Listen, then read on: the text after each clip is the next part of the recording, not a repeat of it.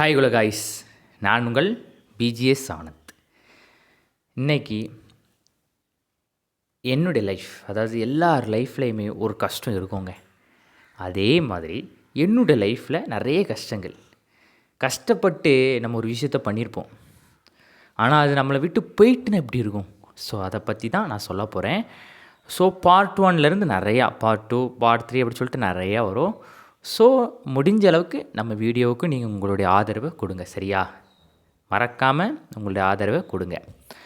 சரி, இப்போது என்னுடைய காலகட்டத்தில் நான் பேச்சுலர் கம்ப்யூட்டர் அப்ளிகேஷன் முடிச்சுட்டு அதுக்கப்புறம் மாஸ்டர் பிஸ்னஸ் அட்மினிஸ்ட்ரேஷன், அதாவது பிசிஏ முடித்து எம்பிஏ முடித்து எல்லார் மாதிரியும் நம்ம ஏன் ஒரே ஃபீல்டுக்குள்ளே போனோம் அப்படின்னு சொல்லிட்டு தான் நான் என்ன செஞ்சேன் அப்படின்னா, என்னுடைய எடிட்டிங் ஃபீல்டுக்குள்ளே வந்தேன். எடிட்டிங் பண்ணும்போது ஸ்டார்டிங்லேருந்து நிறைய விமர்சனங்கள், நிறைய கேலிகள், நிறைய கிண்டல்கள், அதெல்லாம் தாண்டி தான் என்னோடய லைஃப்பை நோக்கி நான் வந்தேன். வரும்போது பிசிஏ முடிச்சுட்டு எம்பிஏ முடித்தேன்.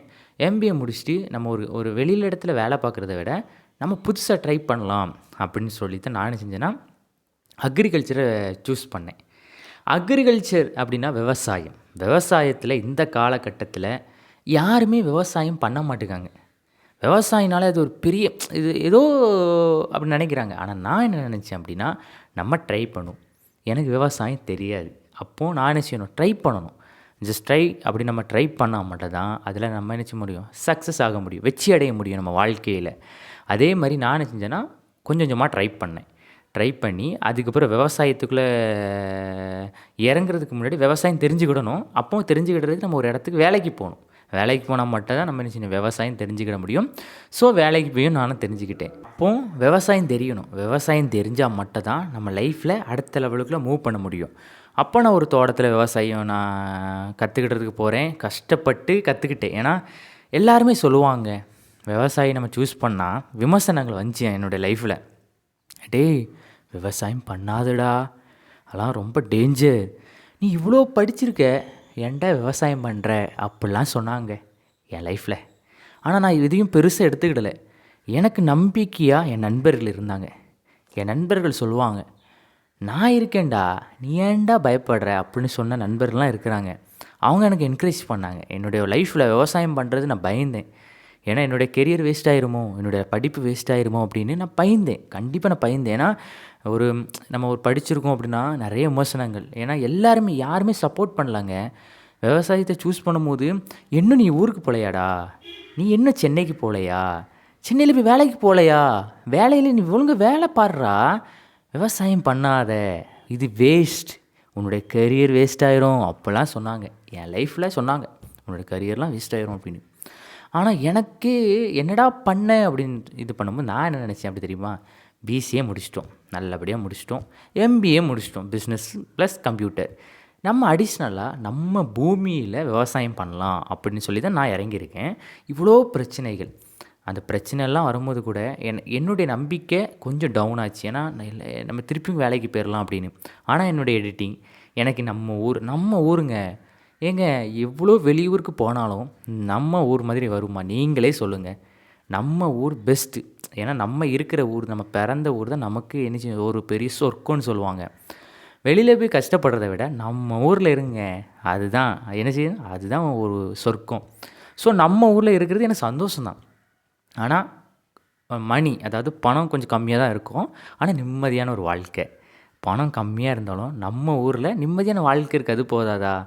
சுற்றி அழகான மரங்கள், அழகான காய்கறிகள், அதுக்கப்புறம் நிறையா இருக்குது. விவசாயத்தில் நிறைய இருக்கும். அதெல்லாம் நம்ம வியூ பண்ணும்போது அந்த வீட்டில் நான் நிறைய சொல்கிறேன்.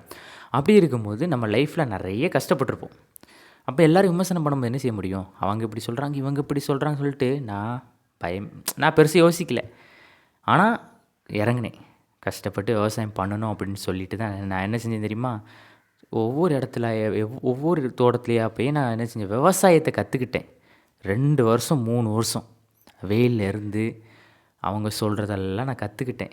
அந்த கற்றுக்கிட்ட விவசாயம் அன்றைய காலகட்டத்தில் எனக்கு ஒரு மாதிரி இருந்துச்சு.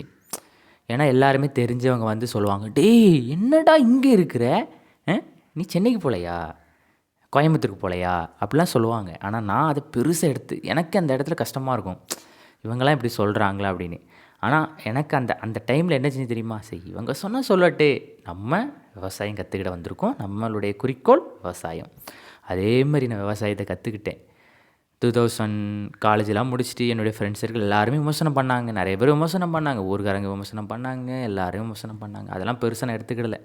என் லைஃப்பில் பொறுத்த வரைக்கும் யார் விமர்சனம் பண்ண என்னங்க? நம்ம கூட 2 பேர் 3 பேர் நல்லவங்களா இருக்காங்களா? அது போதாதா? யாரும் இல்லைன்னா நீங்கள் ஃபீல் பண்ணலாம். நம்ம கூட தான் ஆள் இருக்கே. அப்போ எதுக்கு நம்ம ஃபீல் பண்ணணும்? நான் எல்லாருமே எனக்கு என்கரேஜ் பண்ணுறாங்க.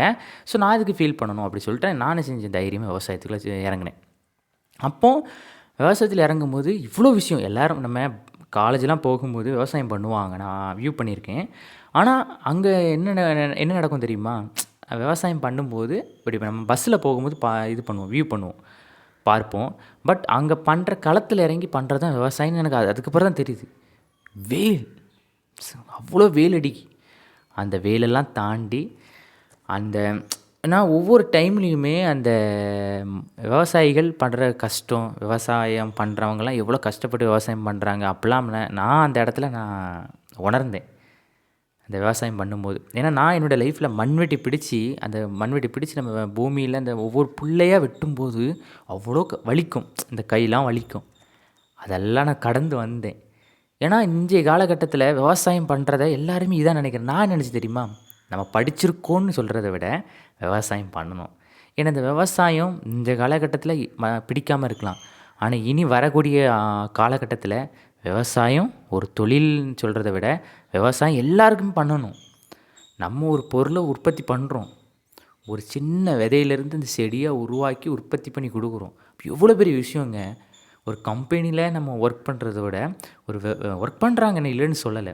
அப்போ விவசாயம் பண்ணுற எவ்வளோ பெரிய விஷயம் அது யாருக்கும் தெரிய மாட்டேங்குது.